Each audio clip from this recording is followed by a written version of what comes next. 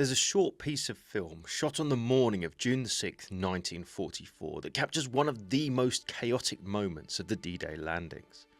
The footage is shaky, raw and completely unfiltered. American soldiers move hurriedly along the base of a cliff. Some crouch behind the shingle, while others dash across open sand in the face of heavy fire. Then suddenly, two men fall as machine gun fire cuts across the frame. The cameraman was Sergeant Richard Taylor of the US Signal Corps, who had landed with American assault troops on the eastern end of Omaha Beach. Despite being wounded in the arm, he continued filming, capturing the only motion picture footage taken on Omaha during the assault waves. But that famous film raises some fascinating questions. Where exactly was Taylor standing? What was happening around him at that moment? And how did the men in that footage manage to fight their way off D-Day's deadliest beach? In this video, we're going to investigate that footage in detail, using aerial imagery, unseen maps of the German defences, historical records, and the testimony of the men who were there, to reconstruct what really happened on this stretch of sand during the assault on Fox Green.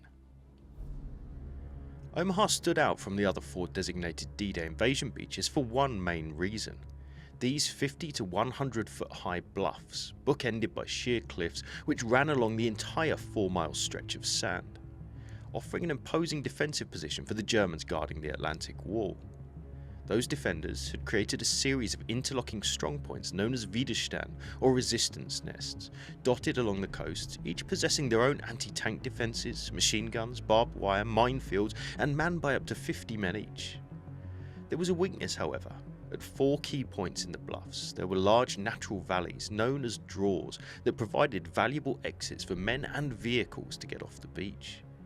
The problem was, though, the Germans saw their value too, and consequently the strongest defences in the area, in fact 9 out of the 15 WNs on Omaha, were clustered around the 4 main draws. You might have noticed that the American designations for those draws goes from west to east, D1, D3, E1 and E3, but what about D2 and E2? What's often not mentioned is that in addition to the main exits, there were smaller ones that were mere footpaths up the escarpment. These are difficult to identify since documentation on them is scarce. For example, it's possible this path, known today as Coater's Draw, was designated D2 at some point in the planning stages, and that this one, assaulted by a group under Lieutenant John Spaulding, was at some point designated E2. Our focus for this video though will lie right here on the eastern end of the beach, with exit F1. Unlike the large draws that led to the main villages that were guarded by 2 or 3 resistance nests, F1 was just a fisherman's path that led to some farm fields and a small hamlet called Cabot on the outskirts of Colville-sur-Mer. The German nest just above F1 was WN60, which was not explicitly sited to guard the draw, but rather to provide enfilade artillery and mortar fire along the beach. Let's take a look. The best way to actually identify the various components of WN60 is through this fascinating aerial shot taken on D-Day itself. It clearly shows a network of trenches and defensive positions arranged in this crescent shape atop the bluffs, though in truth it's difficult to unpick. But by superimposing this map and zooming in, we can explore the position in detail. Manned in June 1944 by 40 or so men of Company 3 of Grenadier Regiment 726, the nest was normally commanded by Oberfeldwebel Ludwig Pye. However, on June the 5th, Pye had been sent to WN62, and 29-year-old Gefreiter Alfred Eberhardt was given the job as acting duty officer. The main armament of the position came in the form of 2 Belgian 75mm FK235 field guns, sighted westwards in dugout positions. The detail here is fascinating, as clearly the crew have painted on silhouette side and front profiles of Allied tanks onto their gun shield as a quick reference aid. Behind the 2 guns were these 2 concrete mortar Tobruks, also painted with sighting references. Each housed a 5cm French-built Festungsgranatwerfer 210, re-employed from the long-captured Maginot Line. Another concrete position just here was a Panzerturm, a concrete Tobruk, topped with a French APXR tank turret. There was also a fire control bunker manned by artillery observers built into the crest to direct inland batteries to bring more carnage onto the beach. Various standard fighting points made up the rest of the nest, including at least 2 machine gun positions guarding the rear and improvised pillboxes along the eastern crest. Let's return to that aerial photo, which provides useful additional information. In particular, it shows that a path dug by the Germans to move building materials up to WN60 existed in this location, running from about this point on the beach. Also, though hard to make out, is this small track believed to be the Fisherman's Path, which formed exit F1. Running from the same area of the beach, it rose steadily for 515 yards until reaching the main road leading to the hamlet of Cabourg on the outskirts of Colville. Further protecting WN60 from seaward assault was the terrain. All along the beach at this point were 3 to 4 metre tall rock cliffs, which meant that any assault from here would have to be funneled through this narrow break in full view of the guns of WN60 and 61, some 500 yards to the west. The strengths of WN60, and especially the cliffs in front of it, are probably why F1 and this part of Omaha Beach were never actually designed to be directly assaulted on D-Day. But, as the old adage goes, no plan survives first contact with the enemy. Talking of plans, the Americans in this area had a fairly simple one. They had divided Omaha into sectors and split the responsibility for their capture across their 2 assaulting divisions, with the western end, Charlie and Dog sectors, the best known today, to be assaulted by the US 29th Division, and the eastern half, including Easy Red and our focus, Fox Green and Red, seen here on a pre-battle aerial shot with WN60, 61 and 62 included for reference, to be stormed by the battle-tested US 1st Infantry Division, the Big Red 1. Leading their assaulting waves were men of the 3rd Battalion, 16th Infantry Regiment, and more specifically for us, members of Company L. Let's meet a few. Captain John Armelino, a 23-year-old New Jersey native. He had graduated from New York Military Academy shortly before the outbreak of war and had since seen action in Algeria, Morocco, Tunisia and Sicily. On D-Day, he commanded the men of Company L. And Lieutenant Jimmy Monteith, 3 years Armelino's senior, Jimmy hailed from Virginia and had grown up in the city of Richmond. Drafted in October 1941, his leadership qualities were noted early and he was selected for officer training, ultimately joining the 16th as a second lieutenant in Algeria in April 1943. By June the following year, he was one of Company L's assault section leaders. Joining them on the beach, though likely in the 3rd wave, was this man, Sergeant Richard Taylor. Born in Iowa to British parents, Taylor was a member of the US Signal Corps' 165th Signal Photographic Company, tasked with capturing both film and photographs in the coming assault. The actual objective, though, for Armelino and his 187 men of Company L landing in 6 LCAs, not the often mistaken Higgins boat, was right here, WN61, the strong point guarding the eastern half of the large E3 or Colville draw, complete with a powerful westward-facing PAC-88 anti-tank gun. Aiming to touch down on a low but rising tide about 200 yards from the shingle line just here, his men would work their way ashore, scale the bluffs, silence WN61 and, if all went to plan, push inland to secure a foothold in Fortress Europe. At least that was the idea. So, early on the 6th of June 1944, tens of thousands of men watched on as an immense naval bombardment accompanied by B-25 bombers roared overhead to soften up the German defences. The awed observers didn't know it, but much of that massive ordnance expenditure came to nothing, as the dug-in German positions stood up well to the intense naval fire, and many aircraft targeting the WNs delayed their bomb release and missed their targets. This aerial image shows the bomb craters from that mission and shows WN60, which, when measured with modern tools, revealed that the closest impact was some 530 yards from its intended target.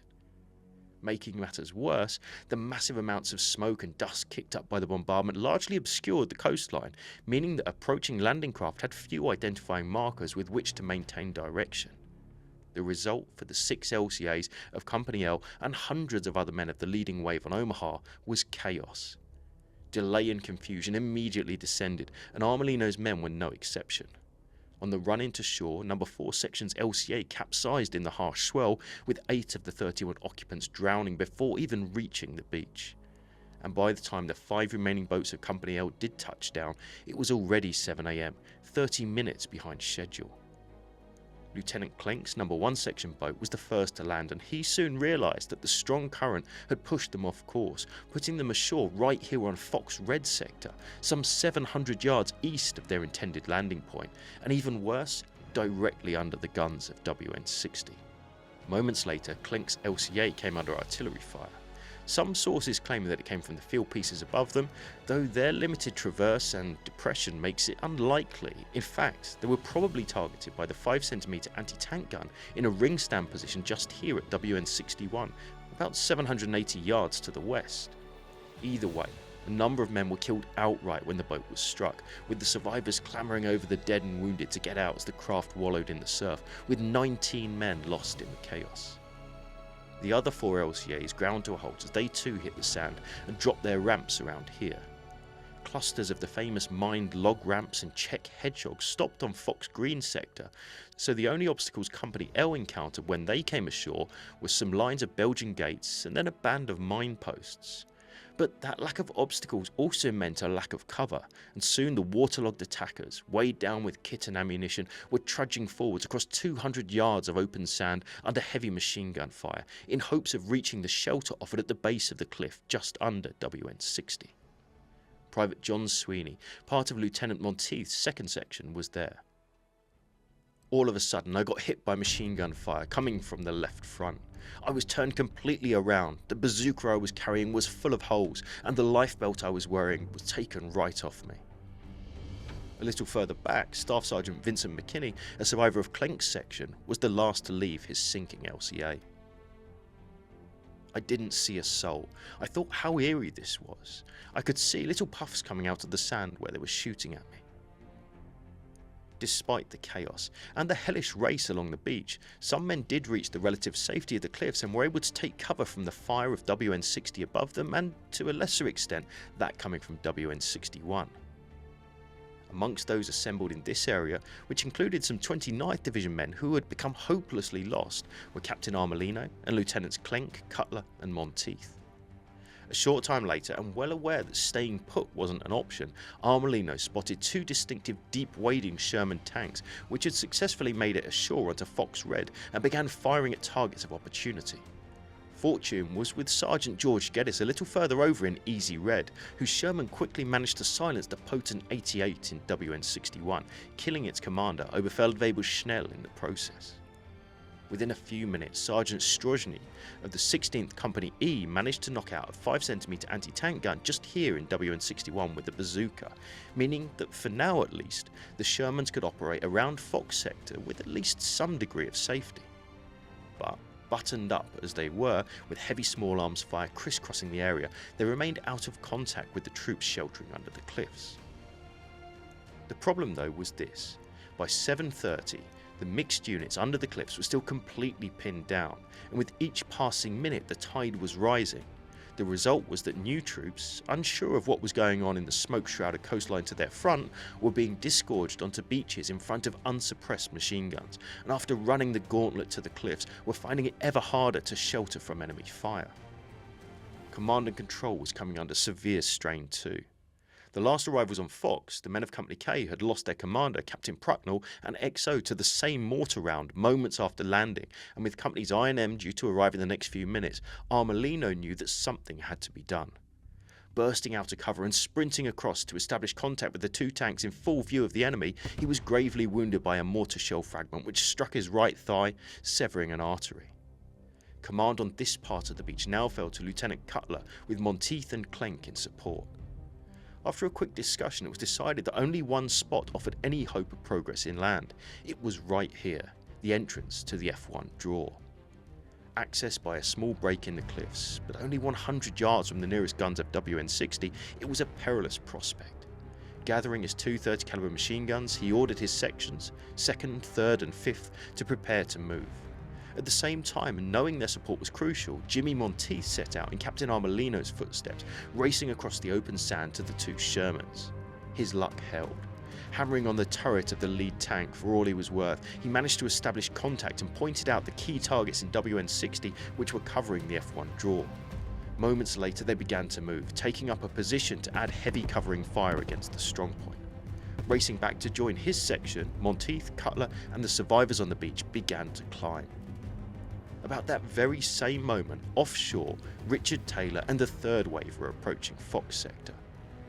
His film footage starts in an LCA, where we can see the Royal Navy crew at the front, identified by their distinctive helmets, followed by numerous first ID troops as well as shots of other LCAs and ships on the run in. He even caught footage of an LCI-R firing rocket barrages at the coast. There's also a brief shot of the beach underneath the cliffs on Fox Red, where we can see troops scurrying about. Taylor's footage then switches to that very location. The time these shots were taken was likely between 8 and 9 o'clock, since the tide, which reached its height at 10:12 that day, had already reached the second band of obstacles but hadn't fully consumed the beach yet. The final shot of this part of the film shows assaulting troops trudging towards the cliff. Moments later, these two men will be cut down by machine gun fire. Taylor was also wounded in the arm before these shots were taken. In fact, this scene of a man holding his hand with a bandage is believed to be Taylor, and these shots were actually taken by his commander, Lieutenant Martin Grossfeld, using Taylor's camera. The next roll was taken hours later, likely around 10:30 am, as you can see the tide has significantly moved in. In the background and to the east of WN60, we see what looks like a beached LCT, which is still in view in this shot, showing medics carrying a wounded comrade, presumably to escape from the rising tide. This section of film is also accompanied by a series of famous photos, some that were taken from negatives of Taylor's film. Bandaged men huddle along the protective cliff, various units of the 3rd Battalion and some stragglers of Company E of the 29th Division.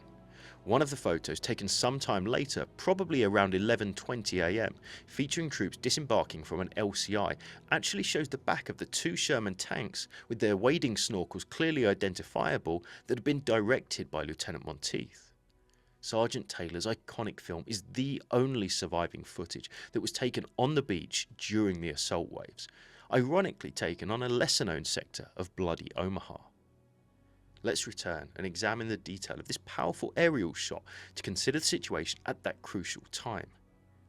As we know, high tide was at precisely 10:12 am that morning, which leaves us two options with regard to this image.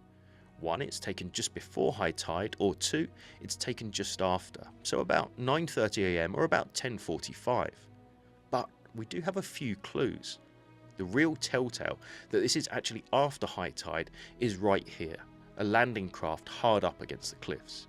This could only have happened if it lodged there at the height of flood. So considering that, and the waterline in the aerial, we can be pretty sure that this shot is taken sometime between 10:30 and 11:30 am. But there's more detail to explore here. First, we see several landing craft just offshore, but based on the contents of the interior, clearly flooded, perhaps indicating they are swamped craft from the earlier waves. But secondly, there are several groups of men sheltering close to the cliffs. This perspective makes it likely that they are, at the very least, on a beach still under fire, or are themselves casualties. In fact, by highlighting the profile of the cliffs in that area, very different from today due to erosion, and comparing them with Taylor's stills and footage from the beach, we see a very similar form. So obviously we can't be certain, but it's not out of the question that Richard Taylor is one of these dots down here in this location at that very moment, capturing perhaps the most iconic footage of D-Day. The second aerial opens up a question about what actually happened on the ground. What we do see here are likely the very same Sherman tanks that Monteith had contacted, and we can also clearly identify the F1 draw entrance, but there are two possible routes to take from that point. One, directly up the Fisherman's Track, outflanking WN60, or two, taking the German-built route directly to the strong point itself. Surviving records suggest that the advance made by the men on the ground actually took the Fisherman's Track, skirting the base of the WN before attacking from the flank and rear. Though we should also consider that there were by this time several other groups off the beach in this same area, including one led by Company K's Captain Richmond, who, like their comrades in Company L, had already endured a chaotic and costly morning. Whatever the actual route, there's little doubt that the additional firepower offered by the tanks in close support, along with more heavy weapons in the hands of the newly arrived M Company, bought sufficient space for the hard-pressed men of the 16th to advance up the F1 draw. But let's dispel another myth here. There was no headlong charge into the German lines. Rather, it was an extremely slow, frightening, mentally and physically exhausting advance, with the men moving in rough diamond formation from cover to cover below the ever-watchful Germans. Monteith, in the lead, stopped and studied the area every chance he could, and at one point ran back to the beach to further direct the two tanks onto the stubborn defences. It's often cited that Lieutenant Monteith had tanks literally follow him up the F1 draw, but if you know the actual layout, this was impossible. It was simply too steep and the ground too loose for 30-ton tanks. As we see in this photo, he probably directed them right up onto the shingle as close as they could get to the small cliff, and then to fire 75mm rounds directly at WN-60. From this spot, they were able to knock out the two 75mm guns in the dugout positions that had been lobbing shells further along the packed beach all morning. Yard by yard, and under constant harassing fire, the advance continued, with small groups arriving and departing the general movement inland. By mid-morning, after a nerve-wracking and grueling climb, the summit of the bluffs was in sight. This low-level reconnaissance shot, taken on the 19th of May 1944, of the exact area we're discussing, offers a fascinating perspective. The German-built track leading to WN-60 is clearly visible, as is the line of the Fisherman's Path. Crucially, the route appears to lie in defilade from the guns of WN-60, supporting the suggestion that the advance followed this valley and outflanked the strong point to the west. It was during this movement that a patrol led by PFC Joseph Likovich found itself in a grenade-tossing duel with some of the German defenders in WN-60's western trench. Lieutenant Klenk, seeing the danger, ordered some of his men to fix bayonets and clear it out. As they moved in, 15 defenders of Company 3, exhausted and outnumbered, had had enough and surrendered. Around the same time, the survivors of L Company under Lieutenant Cutler forced their own way towards the summit of the bluffs in a brutal yard-by-yard advance, with 17-year-old Private Joe Argencio reportedly silencing a German machine gun with a well-placed grenade at just a few yards range. This is the point where I usually like to say, and finally WN-60 was captured and draw F1 was open. But it doesn't work like that, and it didn't then either. The truth is the fight was a drawn-out and confusing affair, more akin to a series of individual skirmishes than a coherent battle, and establishing timings are tricky to say the least. That said, it was clear by late morning that the tide had literally and metaphorically turned, as the leading men of the 16th passed well beyond WN-60 and on towards the hamlets of Cabot and Le Grand Amour. Testament to the importance of WN-60 came a short time later in the form of determined German counterattacks to drive the Americans back into the sea and reclaim their lost stretch of the Atlantic Wall, but to no avail. The same determination the GIs had shown in climbing the bluffs that morning kept them there that afternoon, but not without cost. In the thick of that final fight, as he had been all day, was Jimmy Monteith. This powerful citation recalls what happened next. Supervising the defence of his newly won position against repeated vicious counterattacks, he continued to ignore his own personal safety, repeatedly crossing the 200 or 300 yards of open terrain under heavy fire to strengthen links in his defensive chain. When the enemy succeeded in completely surrounding 1st Lieutenant Monteith and his unit while leading the fight out of the situation, he was killed by enemy fire. His courage, gallantry and intrepid leadership is worthy of emulation. It was actions just like that, performed by men known and unknown, which ultimately meant that when night fell on the eastern end of Omaha Beach, at the end of the longest day, WN-60 and this small patch of ground remained in Allied hands. Today, Jimmy Monteith, whose mother was presented with the Medal of Honor on behalf of her late son, and 9,387 other US personnel, many of whom lost their lives on D-Day, lie buried here, in the immaculately kept Normandy American Cemetery, just a stone's throw from WN-60 and overlooking Omaha Beach. Not many miles away, and worthy I think of our consideration here, is another cemetery in which 21,000 German servicemen lie buried, including Alfred Eberhard, who commanded WN-60 that day and who, along with thousands of others from all sides, fell in the brutal combat in the weeks to come. Thanks for watching. If you enjoyed this video, why not check out our sister podcast, World War II Both Sides of the Wire, where each week our historians Jesse Alexander and Professor Matthias Strone explore the Second World War from both the Allied and Axis perspectives. Find it right here on YouTube or wherever you get your podcasts. That's all this time. See you again soon.